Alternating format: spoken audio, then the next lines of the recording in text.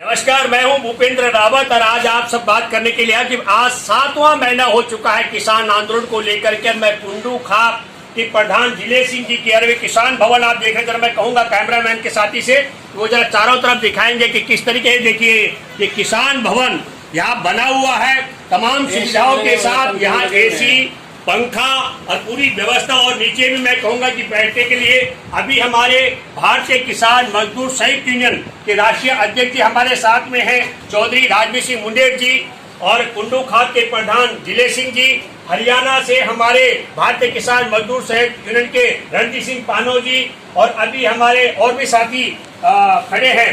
तो मैं आप सब लोगों से ये बात कहना चाह रहा हूँ कि जरा हम बात करेंगे कुंडू खाप के जिले सिंह जी से। तो जिले सिंह जी, ये जो अभी किसान भवन का आपने यह निर्माण कर दिया, तो क्या सोच करके है, क्या ये लड़ाई आप कब तक लड़ना चाहते हैं? ये जी हमने ये सोच कर किया, हमारी लड़ाई बहुत लंबी चलेगी, छोटी लड़ाई को और भाई महीना 2 महीना में उठ लेंगे हम लोग, चाहे हमारे 10 साल तक हम लोग उठें। इसीलिए पूरी तैयारी आप करके पूरा व्यवस्था कर दिया है। पूरी तैयारी। तो पूरी कुंडू खाप साथ में है आपके? हाँ, पूरी खाप साथ में है। पूरी कुंडू खाप।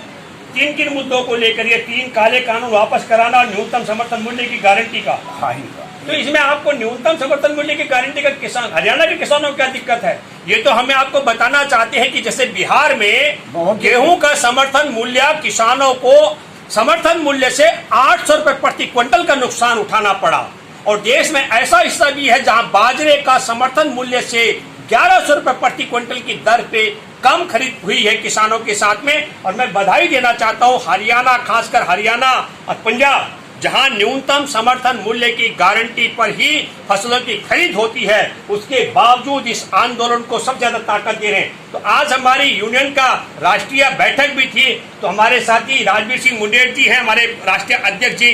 तो अध्यक्ष जी, जरा कुछ आप संदेश दीजिए। देखिए, भारतीय किसान मजदूर संयुक्त यूनियन की स्थापना इसलिए हुई है कि देश में ये फूट डालो, राज करे, राजनीति समाप्त हो जावे। कि किसान मजदूर दोनों सगे भाई हैं, उनमें अगर एकता रहेगी तो इस देश के शासक इस देश के लिए कार्य करेंगे।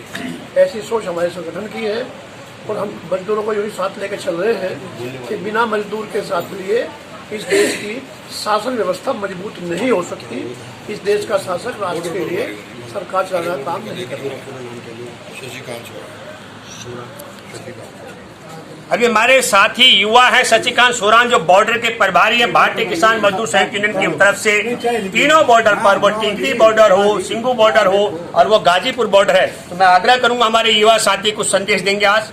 हाँ, ये जो है सारे बॉर्डरों पे है हमारा काम, भारतीय किसान मजदूर संयुक्त यूनियन का।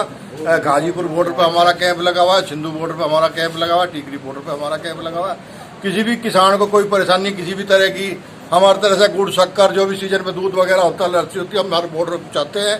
और हर तरह से हम किसान के साथ में, मजदूर के साथ में उसको दिखा रहे हैं। मजदूर को भी साथ जोड़ के चल रहे हैं हम, किसान तो हमारे जुड़े हुए, मजदूर को भी जोड़ रहे हैं हम तीनों बॉर्डर पे। नमस्कार। अभी छोटी और पूजा हरियाणा प्रदेश अध्यक्ष हैं हमारे साथ में, तो मैं उसे आग्रह करूंगा कि कुछ संदेश देंगे।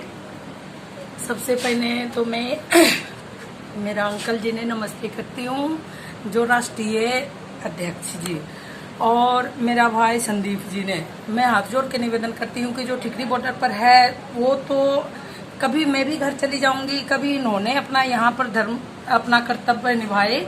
और जो सरकार जो कहते हैं ना कि यहाँ पर किसान है ही नहीं, किसान चल जाएंगे भाज लिए, किसान नहीं है, तो यहाँ पर कैमरामैन के दिखाइए कि यहाँ तक तो ऐसी तक भी लगा रखी है किसानों ने, और यहाँ पर कोई जाने वाले नहीं।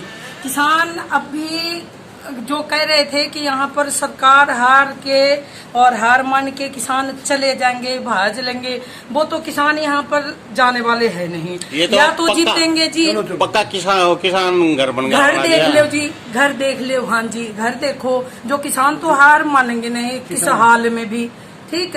या तो जितना तो है ही, फिर अगर मिट भी जाएंगे, हमारे वर्ग के बेटियां भी अगर मिट जाएंगी ना, तो भी यहाँ लाखों झांसी की रानी बेटी और भगत सिंह, सुभाष चंद्र बोस, चंद्रशेखर आजाद जैसे बेटा भी पैदा हो जाएंगे जी। नस्ल और फसल के लिए लड़ाई है जी, हम पीछे नहीं हटेंगे किसी हाल में भी। हमारे राष्ट्रीय युवा कार्यकारी अध्यक्ष है संदीप शास्त्री, मैं उनसे आग्रह करूंगा कि वो कुछ। साथियों, किसान आंदोलन केवल अब किसान आंदोलन नहीं रह गया है, ये कमेरे और लुटेरे वर्ग के बीच की लड़ाई बन गई है। अब ये अणक की बात आ गई है, आन की बात आ गई है।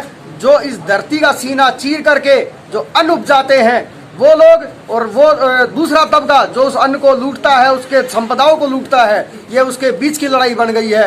इसलिए भारतीय किसान मजदूर संयुक्त यूनियन हमेशा अपने मोर्चे पर तैनात रही है और तैनात रहेगी। आप सभी साथियों से अपील है कि भारी से भारी संख्या में किसान आंदोलन का समर्थन करें, अपना सहयोग दें और अपने नेताओं का जैसे संयुक्त किसान मोर्चे का आदेश हो उसका पालन करें। धन्यवाद।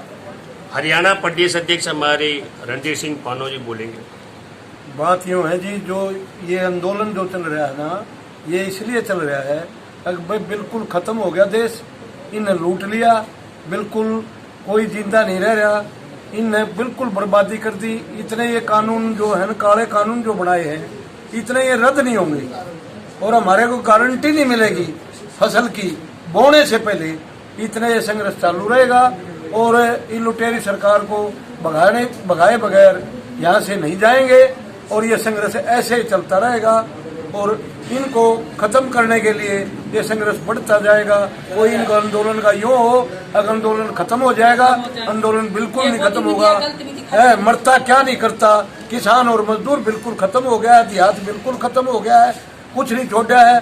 चाहे नोटबंदी हुई, चाहे GST हुई, ऐसे ऐसे वो करके खड़े कर दिए, इसके पास कुछ नहीं छोड़ा। धन्यवाद। ब्रज किशोर जी हमारे उत्तर प्रदेश के अध्यक्ष हैं भारतीय किसान मजदूर संघ यूनियन के। आज जो यहाँ राष्ट्रीय कार्यकारिणी की बैठक हुई, इसका मकसद ये है कि इस आंदोलन को कैसे तेज किया जाए, अब पूरे देश में तेज किया जाए। परिस्थितियाँ सारे लोग समझ ही रहे हैं।